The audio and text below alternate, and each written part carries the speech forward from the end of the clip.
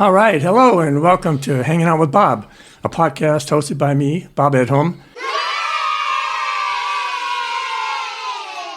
Thanks for joining us, and let's get started.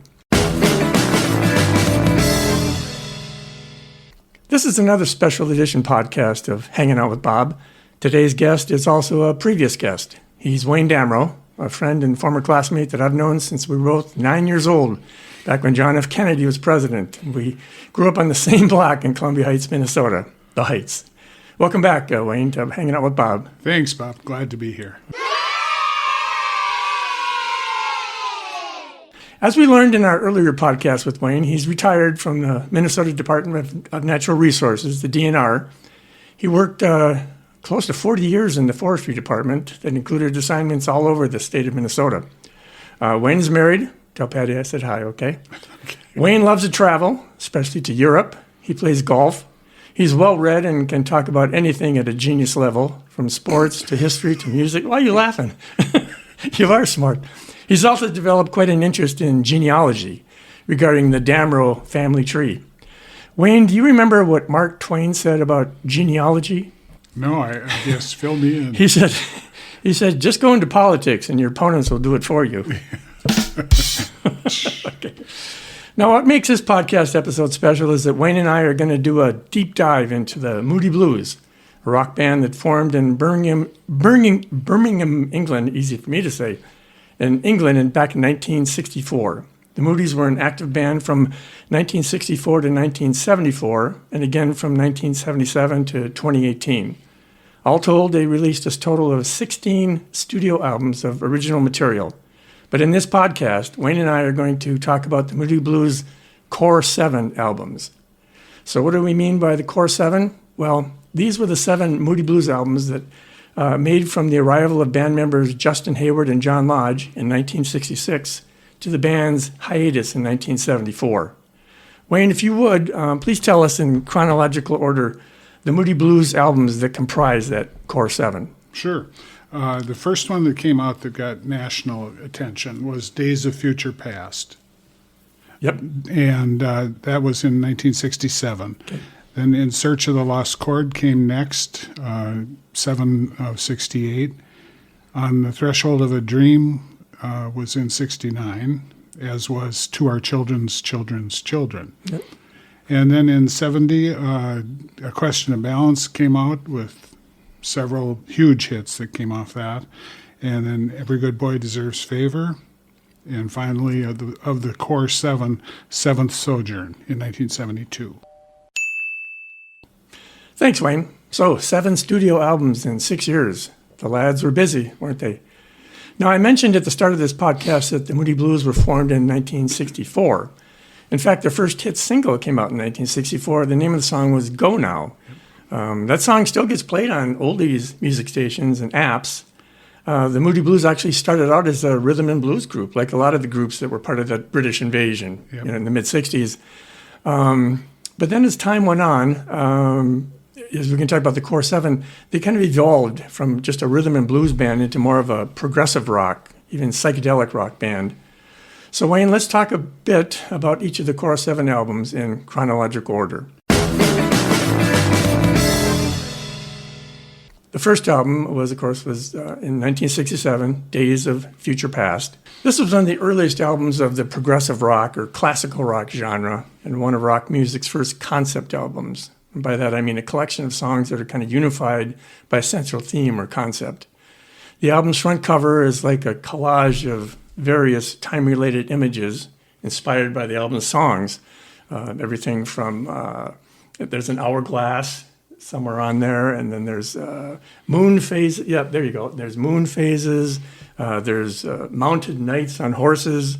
It's a very busy cover, but if you have never seen it or can't remember, it looks like you can just Google it. But there were 2 songs that came from the album that were big hits. I think almost everybody has heard of it. The first is Nights in White Satin, and then Tuesday Afternoon. And Wayne, I was just trying to do the math in my head. We were 14 years old, 9th graders, when Days of Future Past was released in November '67. Yep. How and when did you first hear this album, and what did you think of it? Before we even get to that, I just wanted to mention about Go Now, their first song. Yeah. It went to #1 in England and top 10 here in the States. So it's kind big of hit. interesting that they stopped any kind of work for Yeah. 2 years. Yeah. Yeah. But that was a very I successful had read song. somewhere, Wayne, that after that song, it just nothing else clicked for them or nothing came together, and they were basically like a cabaret band. They were playing in little clubs. They weren't, filling up arenas or anything. They were just, I don't know if flowering is the right word, but they just weren't really going anywhere until Justin and John came, I guess. So Well, the songwriting improved immensely with Yeah. Justin Yeah. being added. right. But anyways, Days of Future Past didn't even chart in the U.S. when its first release. And it went to number only 27 in England. Wow. Yeah. And Did it get sort of a second boost then? Or? yeah, several years later, when Question was re-released and 1970. Okay. it went skyrocketed. Okay. And became kind of their signature. Okay. I'm trying to remember the first time I heard like Nights in White Satin or Tuesday Afternoon. Maybe was it during that second boost, or if you will, or Probably where we would have really paid attention to yeah. it. Okay. Okay. Interesting. Okay. What were the songs that maybe one or two songs from that album that you really love hearing? It never gets old for you. Well, I think the whole side 2, Okay. which is including Tuesday and Nights in White Satin Yeah. and Twilight Time. That's That whole side really, it plays together well. And That's what you call a concept album. Everything kind of tied in, Yeah. That's a good point, because when we grew up listening to albums, a song would end and there'd be like 3 or 4 seconds of silence, and then the next song would begin. But with Moody Blues, you just kind of mixed. One would fade out and the other would come up, and Yeah. there was continuity to it. So there was also the use of an instrument that they were really first to use it on a big scale, and that was the mellotron. yep, it's a keyboard, but it could make every sound imaginable. It sounded like an orchestra. Yes, yeah, exactly. And Mike Pinder was the keyboardist. Right, and he worked for the company. Okay. And so then he said, I see some opportunity Yes. here. And he designed his own version of it, and they used it for all 7 albums. Yep. And in fact, he had, I read this yesterday, a little prep, Sure. that he convinced John Lennon and Paul McCartney to get one, and the Beatles used it in Strawberry Fields Forever. Oh, wow. Oh, okay. Yeah, that makes sense. Yeah, very I can see that now. influential. Wow. Okay. Well, obviously, Nights in White Satin and Tuesday Afternoon are great songs, classical rock hits. You still hear them all the time. One of the songs that I really liked, I think it was the first song on side 1 after the first where there's vocals. It was called Dawn is a Feeling, where Justin Hayward, he handles the lead vocals. But what's interesting about it is halfway through the song, I think the musical term is bridge, where Mike Pinder sings some song, do you understand that all over this land there's a feeling? I never realized there were 2 different singers on this. I didn't either. Yeah, he has that brief bridge is what they call the term. And then it goes back to just singing it. But I just love that song. I love the whole album, I guess. Actually, we love all 7. That is true. All right, let's get to the second album. It was 1968, In Search of the Lost Chord. I had read that because of the success of Days of Future Past, the Moody's were rewarded with additional studio time and creative flexibility to work on this follow-up album. The cover itself is, I don't know how you describe it. I don't know if it's disturbing or interesting or what. I guess Google, like I said, but you've got sort of like an unborn fetus on the right side and a skull and then some kind of, I don't know what this is. It's a volcano, I think. Okay, yeah, it looks. Yeah, that's right. That looks like lava coming through. But there's a face at the top and the name of the song. But it's worth Googling to look at. I think somebody was smoking a little dope. There may have been some influences in that. Yep. 2 singles were released on that album. One is called Voices in the Sky, and then Ride My Seesaw. And I think Ride My Seesaw gets a lot of play still on the FM classic stations. But those are released as singles. So, Wayne, regarding this album, again, this was released in July of 1968. Mm-hmm. God, that was 2 months before we started 10th grade. When you hear this album, what were your first impressions? And what do you think of when you think of In Search of the Lost Chord? I think of the actor that song. Oh, yeah. That was my favorite song from that album. The curtain rises on the scene. Yeah. Yeah.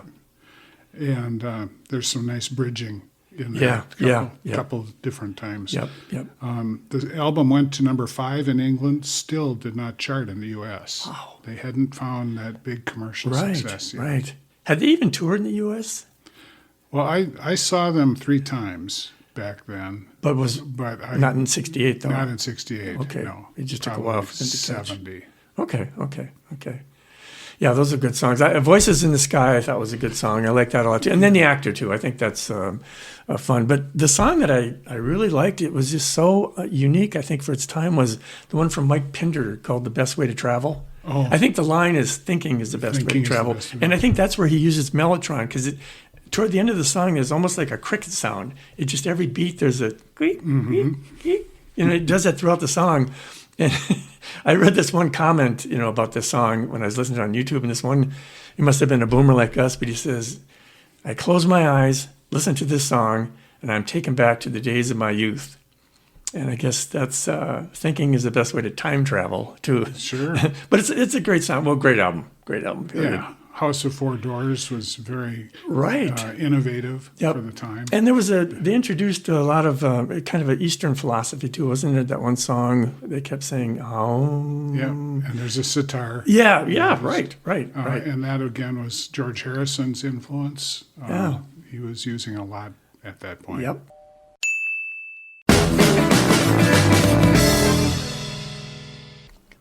Okay, on to the third album, 1969, On the Threshold of a Dream.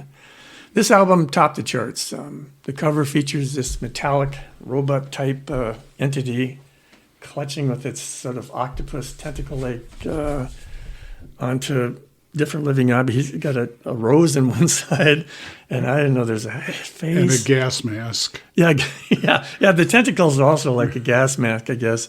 But there's Merlin up here in the corner, because there's that one song about sitting comfortably, and there's a fleet of golden galleons down in the lower left corner on that side. But yeah, it was the same author, or same artist, I should say, that did this cover. He had an imagination, I'll say that. So, but it was the Moody's first #1 album in the UK. Yes. And in the Moody Blues fan magazine called Higher and Higher. Do you subscribe to that? No, I don't. I don't either. It was a fan magazine. We should. Justin Hayward said in that On the Threshold of a Dream was the defining album for the Moody Blues. He said it was the one album where you would find in people's homes when you went there, they would have that album. It was just very popular. Just one single was released on that. It was Never Comes the Day, but the album is just rich with great songs. This album came out in the U.S. and Canada in May of 1969, right about the time you and I, Wayne, had passed our driver's test and started asking our dads for the car keys. But the question is this, Wayne, would Justin Hayward have found On the Threshold of a Dream in your home? Yes. Okay. Yeah. You went to Musicland or whatever and bought that? I think it was to Target. Okay. And it went to number 20 in the U.S. charts. Okay. But it did get to #1 in the UK radio, Yes, unless I misread it was that. number So, one. okay. What are probably the favorite songs for you on that album? Well, to me, it was the combination again of Have You Heard The Voyage and Have You Heard Part 2. Oh, yeah. Those three together with the piano solo, Yep. building and building. It's Pinder's song. Yeah, right? yeah, that that's was a good all one. his. Yep. I really liked Lovely to See You Again. Yeah, that was a good one, side one. You ever notice how British guys aren't afraid to say lovely, but you never hear like a quarterback after a game saying, we played a lovely game, or when that guy beat Mike Tyson, he goes, it was a lovely fight. I'm happy to. But when British guys sing or say lovely, it sounds just perfect. It sounds sincere. Yeah, it does. It does. And then another one I liked, I think I referenced it a minute ago about the cover, but I liked Are You Sitting Comfortably? Yeah. With the line about Merlin casting a spell and that stuff. But another thing I liked about it is Ray Thomas. He actually co-wrote that with Justin, according to the notes I read. And his flute is really prominent in the song. Yeah. You hear it a lot. And I know you're going to get to this later, but when you've seen Justin do his solo stuff, that song gets played a lot too. So great song. And I also read, Wayne, that this was the first of their albums where they provided lyrics. In Search of the Lost Chord and Days of Future Past, I don't, at least not in my album, I don't have like a sheet, but there's a like a flyer program inside the album cover that has the lyrics to every song. And they started doing that with Threshold, and then they started doing that with the rest of the core 7. So it helped me because I could read the words while I was listening to the song. I wasn't mishearing the lyrics. Yeah. Yep. So, in fact, they said in this is an example. You've seen those things about misheard lyrics, like Jimi Hendrix. They're hilarious. But there was one from the Moody Blues, which I was surprised. I never got this, but I just read that from Nights in White Satin. Mm-hmm. Some people thought he was singing Nights Speaking Latin. Nights Speaking Latin. Okay, well, I'll take his word for it. But that's a little odd. But the nice thing about having the lyrics is when you do hear the songs, you know exactly what they're saying. So It gives you some insight too in what he's thinking Yes. when he wrote it.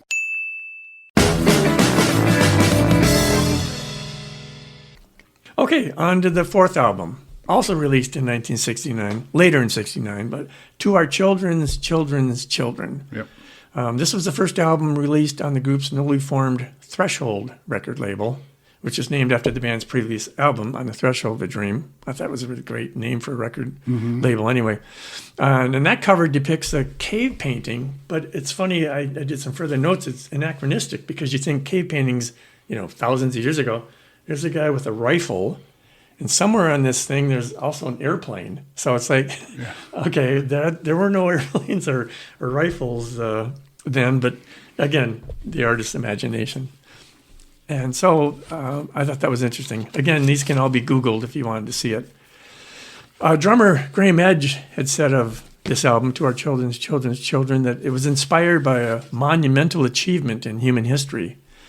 Wayne, can you guess what the monumental achievement in human history might be? And I just learned this. I'm being put on the spot here. Well, I didn't know either but I thought it was really interesting, though.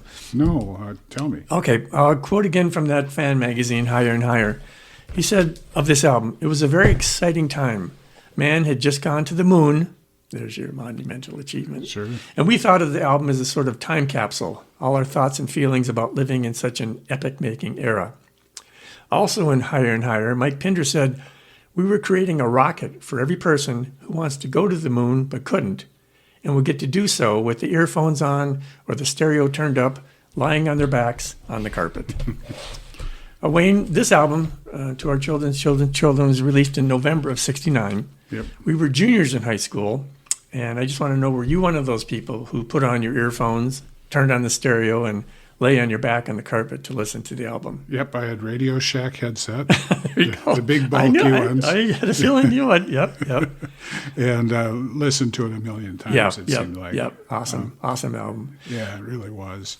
Went to number 2 in England and number 14. You can just feel the progression. It's gone from just sort of a weak song and album to all of a sudden now we're top 10. Yep. And Watching and Waiting was the one single from that album. But oh my gosh, there's so many good songs on that album. Any other ones that you really remember like these? No, really, I don't have a favorite on this album. Most albums there's some really standout material. Right. The entire album I thought was wonderful. I mean, it's truly a concept album. It all kind of flows together. So. And looking at the authors of the various songs, they all took part in it. You got Ray Thomas has 2 of them, and Lodge, and they all do. Yep. I really liked Gypsy of a Strange and Distant Time. That was a good song. That was that the first song inside 2? I believe so. I thought, and it seems like it started off one side. I couldn't remember. That's what they opened their concert with. Okay. When you saw concert, him. Okay. And then the one that follows that song on the album was it was a Ray Thomas song. It's called Eternity Road. Mm-hmm. I just really like that whole song, the way it builds. And again, he gets his flute into the song. He was a great flute player. He really was. And a good songwriter. And actually a good voice. So he was very talented like they all were. So.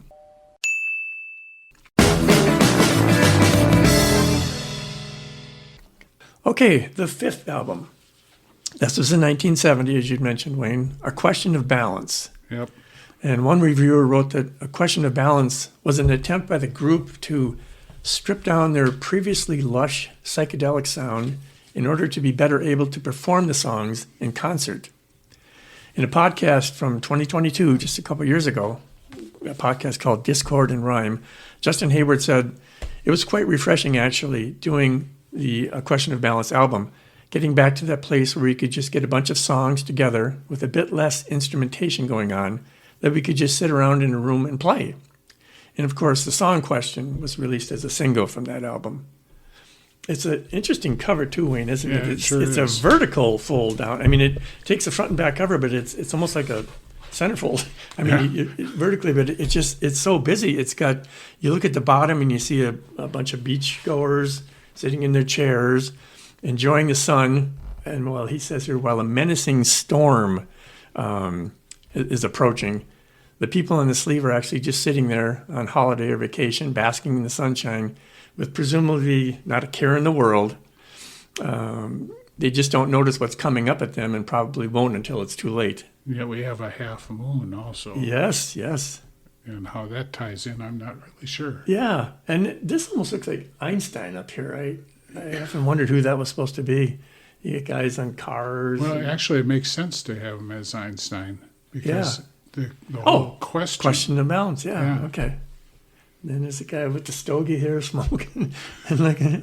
But it's a very interesting cover. I mean, you could just stare at it for a long time and see all these different things. But And it was a wonderful commercial hit for them, too. They broke out. It went to number 3 in the U.S. chart. Question? Yep. Yeah, And number yep. 1 on the U.K. chart. So it was a great song. And this came out, we would have been just getting ready to start our senior year in high school. It was August of 1970. Yep. I remember this. Did you have headphones, too? No, but I remember the Moody Blues actually singing Question on American Bandstand. But like every song back then, they didn't have the technology then. They were lip syncing it. Sure. And I often like to ask musicians what that was like to fake a song when you're Was on it TV. embarrassing? Or, Well, it's uncomfortable seeing stuff like that now because you know they're not really playing it. You know, they're playing the song. electric guitar with no cord coming from it. Yeah, and a lot of times no mics. It's like, who's picking this song up? But but that was the time. They just couldn't do live. It was song, and you know, Dick Clark had a studio for people to dance and talk. But you know, setting up with PAs and amps, it would have been just a nightmare to set everything up. Two of the songs that I really liked on Question were both on side 2. It starts off with a song by Justin, "It's Up to You." That was a good beginning. And then it's followed by one from John Lodge called "Minstrel's Song." You know, it's a good, you know, two really different sounding songs, but they went together really well. I like the way they arranged it on that My side. favorite song is "And the Tide Rushes In," Oh, and then followed by "Don't You Feel Small" and "Tortoise in the Hare." Those Oh, three yeah. together Yes, just sort yes. of flow well. was Graham Edge get credit for that? "Don't You Feel Small," or was that Pender? No, that was Edge. It was, okay. Yep. Graham, he was Pender- out there with some of his stuff. Yeah. Pender did "Tortoise in the Hare," and Okay. Thomas did "And the Tide Rushes In." Yep, So they yep. really all collaborated Yeah, well. it's good. Yeah, good effort, all three of them. So,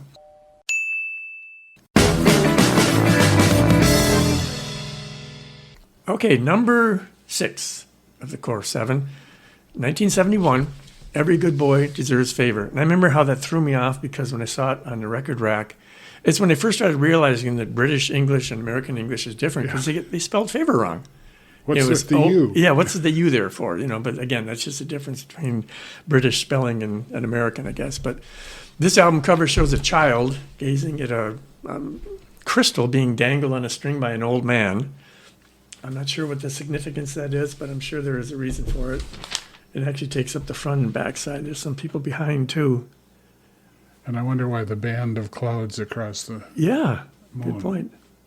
But I think the little boy's eyes are what really catches you. Just the bright, everything is dark, but his eyes are just lit up. You know, maybe reflecting off the crystal or something. But that's a cover for "Every Good Boy Deserves Favor," and Went to number 1 in England and Yep. number 2 in Oh, the U.S. okay. So they're continuing to climb. yeah, they are. It has also been written that this was kind of a continuation in style of A Question of Balance. No grand concept or theme like Search of the Lost Chord or Threshold of a Dream, but it was a great album. I mean, Well, I like particularly Procession, which yes. is basically a history of music. Yes. Is that desolation, creation, Yeah. communication, you know? There's about 20 of them. Didn't they all collaborate on that too? Wasn't that the I only don't- song where all five of them I'm not get sure. writing credit for it? Let's take a There's peek. you can hear rain in the background, I think. There's a Yep, part all of the song. 5 of them. Yeah, interesting. Yep. And then that breaks into A Story in Your Eyes. Okay, that's how that worked. Yep.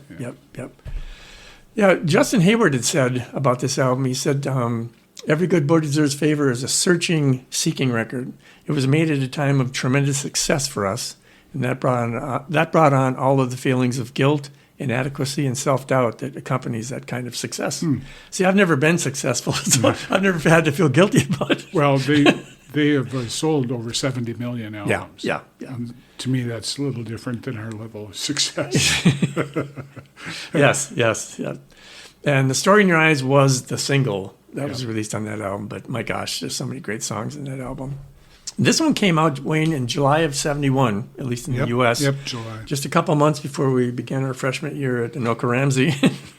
I distinctly remember hearing that song on KQRS when we drive to school Sure. back and forth. Did you have a radio in that Carmen Gia? It did have a radio. It couldn't run. It didn't run for nothing, but it did have a radio that worked.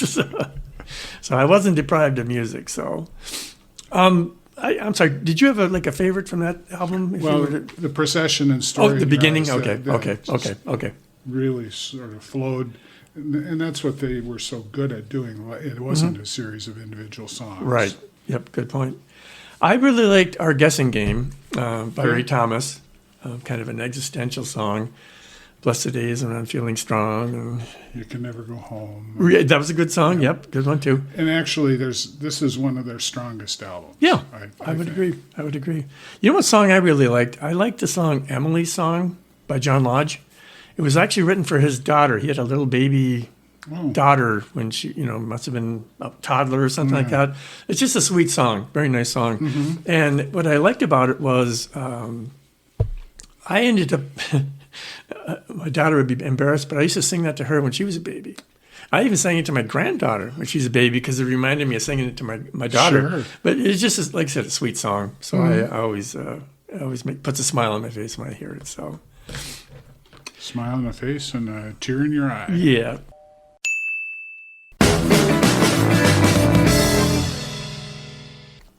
And finally, 1972, Seventh Sojourn.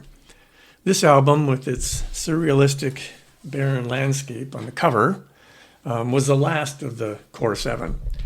I was surprised to read that the recording sessions for Seventh Sojourn were kind of an unhappy time for the group. And sure enough, Seventh Sojourn was the last album together of until 3-4 years. 1978. It was an album called Octave. Right. Which- Eighth. Yeah, the 8th. But that was kind of the end of an era. I don't know if they were just getting kind of tired. I think Mike Pinder had left the group or married somebody in the U.S. and I moved think away. a couple of them left the group. Yeah, so I can't remember which. maybe they just needed a break. I mean, 7 albums in 6 years, all his tours. Maybe they just needed a chance to break away from it for a while. Graham Edge had stated in talking about this album that at the time it was his least favorite album of all that they'd done. But then years later, he said, after coming to it with fresh ears and away from all of the pressures of that time, I realized that it was really rather good. There were 4 singles from that album. I think that was the most ever released by one album. it was. Isn't Life Strange? I'm Just a Singer in a Rock and Roll Band. For My Lady, and You and Me. I think the start of second 2. What were your impressions of that album, Wayne? Well, when we start talking about rating them later, Yeah. it was my least favorite of them. Okay. It did go to number 1 in the U.S. It was their first number 1 Oh, okay. album. And number 5 in the U.K. So huge Yeah. hit. And with those 4 singles coming off of it, it helped. Do you know, because you followed them a lot more closely than I did back then, did they tour with just about every album released? I mean, when Just you about. saw them, was Seven Sojourn out when you saw them?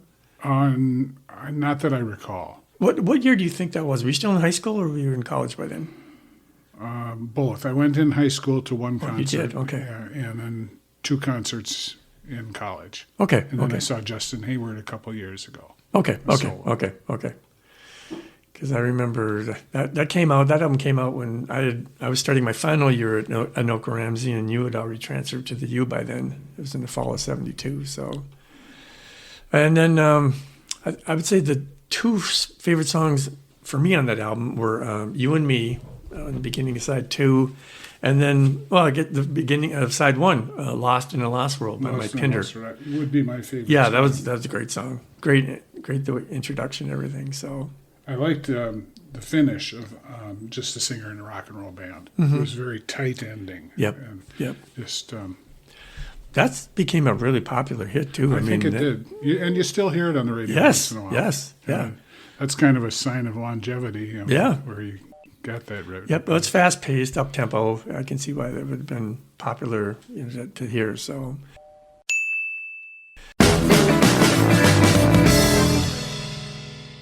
So that was the Core 7. And Wayne, I want to take a time out right now. I just actually want to share this with you and the listeners.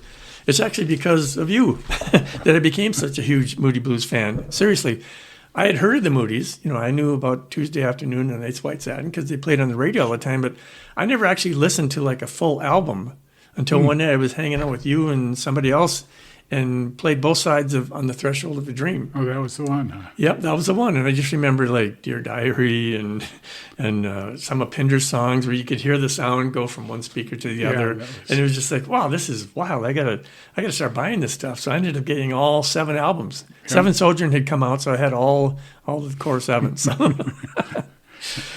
And I see you have a few of the other ones. Yeah, I'm going to get to that in just a second, Wayne. Okay. I'm going to ask you a kind of a trivia question for you. Okay. Of these Core 7 albums, the artist that we've been looking at on all these albums, well, all but one of them, was a guy named Phil Travers. You don't, you haven't heard him? I would not have known. Again, I've only done this because I researched it. But there's one album that wasn't done by him. Can you guess of these 7 albums, which one wouldn't have been done by him? I would wonder if it wasn't Seventh Sojourn. You know what? It was actually the first one. Really? Days of Future Past. Okay. Well, if you hold that one up, again, for the listeners, they're going, what is he talking about? But if you can see it, Wayne, it just looks quite a bit different, I think, from some of these others. At any rate, it wasn't Phil Travers. And if you know the artist that did that song and don't look at the cover, too late. You get a free car. But his name was David Anstey, Anstey. And in an issue of this magazine is called Goldmine Magazine, Record Collector and Music Memorabilia, Justin Hayward said that the band met David Anstey in, where else, a pub there in England, of course, and told him about their songs, and he went and created that artwork, which ended up being on the cover. I think it's kind of almost too busy sometimes looking at that album, but it stuck, and now it's iconic. That's those years.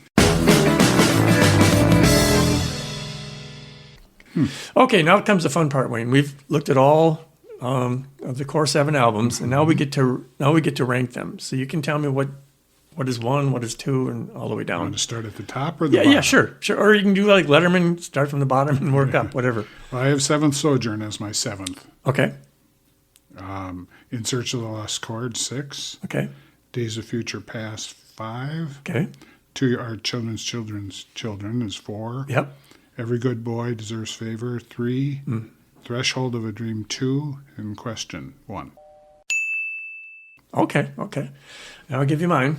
I have it number 1 on the Threshold of a Dream, and maybe because that's the first album I heard in its entirety. For 2, I've got Seven Sojourn. It's more sentimental, I guess, for me than it is with you. 3, Every Good Boy Deserves Favor. Same as 4, To Our Children's Children. 5, I've got In Search of the Lost Chord. 6, Days of Future Past. 7. Sorry, I got a question about balance. But okay, let me do a disclaimer though. When you're ranking these, there's no shame in being 7th. No. They're also No, good. they're wonderful. So I don't think it's really, an insult to say, oh, that sucked, because I think they're all fantastic albums. They're the core 7. Yeah, and actually we have them rated pretty similarly, Yeah. other than Seventh Sojourn and Question Yeah. flip-flopping. Yep. I was curious too if they had number 1 singles, Oh, and they did. okay. Let's see here. Nights in White Satin went to number 1 Yep. on the second release, not the first. Ah, right. Tuesday Afternoon Yep. and Question. Those were all number 1 singles from the core Yep. 7 albums. Yep. And then after that, Your Wildest Dreams went to number 1. You Love. Your Love, rather. And then I know there's, I can't read my writing, something somewhere. And so they didn't have a huge number of songs at the top of the charts, but they were an album concept. Yeah. Good point. Yep, they were. Well, it's hard to believe it's been 52 years since the last of these core 7 albums were released. But the Moody's music has never really gone away. You can still hear it anywhere thanks to technology. I mean, you can go to YouTube or any of these other platforms, Spotify, and hear stuff whenever you want. They did release... Oh, I'm sorry, go ahead. I was going to say, they keep track of the number of times that they're played, don't they? Like on Spotify. Probably. It'd be interesting to know how millions. Yeah. Yeah, millions. And they did, we talk about the core 7, but they did release another 8 albums after Seventh Sojourn. They stayed together as a group officially till 2018. Mike Pinder had left, Ray Thomas retired and later died, and Graham Edge is deceased, and so is Mike Pinder. He just died this year. But again, they had some good stuff, like you said, In Your Wildest Dreams. It's a great song. Yeah. I hear that all the time. Good song. So there was a sequel to that song too, wasn't there? Kind of like I Know You're Out There Somewhere. I've seen the video, and it shows this. That's it. I Know You're Out There Somewhere. Yeah, that went to number 1. Okay. But great stuff. But that was music from beyond the core 7. So we just can't count it. that's for another podcast. Let's see. Looking at all my notes. Yeah, here. I appreciate you taking those notes. Justin Hayward was interesting, brilliant songwriter, and he really helped focus them. Oh yeah. He was 19 years old when he wrote Nights in White Satin. I know. 19. He's amazing. Yeah, he's amazing, and he's still performing. Oh yeah, I saw him. He just 3 years ago. He played in Bloomington. Yeah.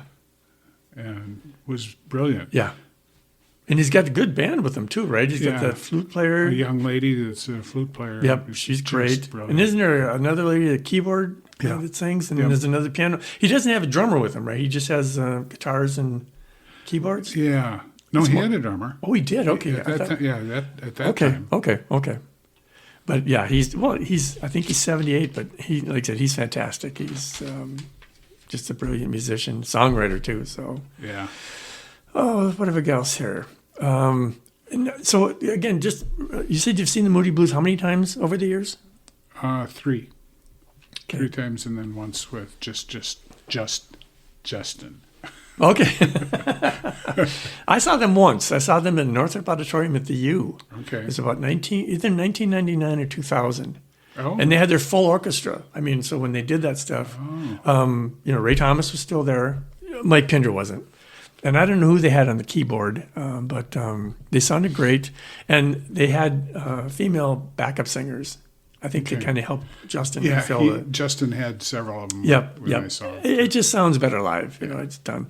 But it was cute because Graham Edge had a second drummer. Oh. I don't know if he just, he was probably in his 60s then, but maybe he just can't fill the sound like he could have before. But these drummers, I remember some bands would play with 2 drummers. I remember the Doobie Brothers sometimes did, Allman Brothers. So you can do it. But I remember during the song In Your Wildest Dreams, they're back there playing. The drummers are like from me to, I don't know, about 6 feet away. And during the song, they flipped their sticks. I mean, they looked at each other and they tossed it underhand to the other guy, and they didn't miss a beat. I mean, they caught it and they just kept playing. Wow. I thought, I wonder if they do that every night. Some nights it might be It misses.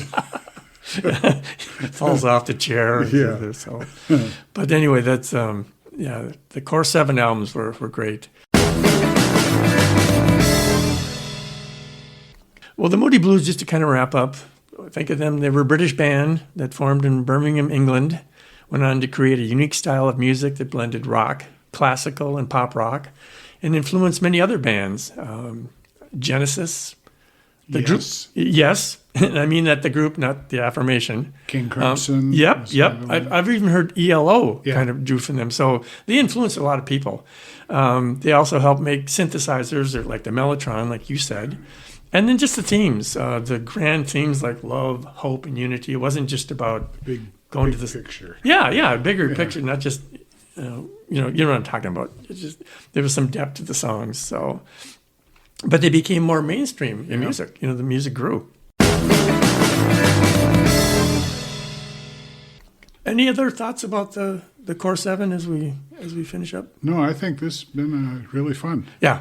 I like I said, that music was such a big part of our lives, and I think it still is for people. Even younger people can learn to love and appreciate the music. I think my wife gets tired of hearing it once in a while.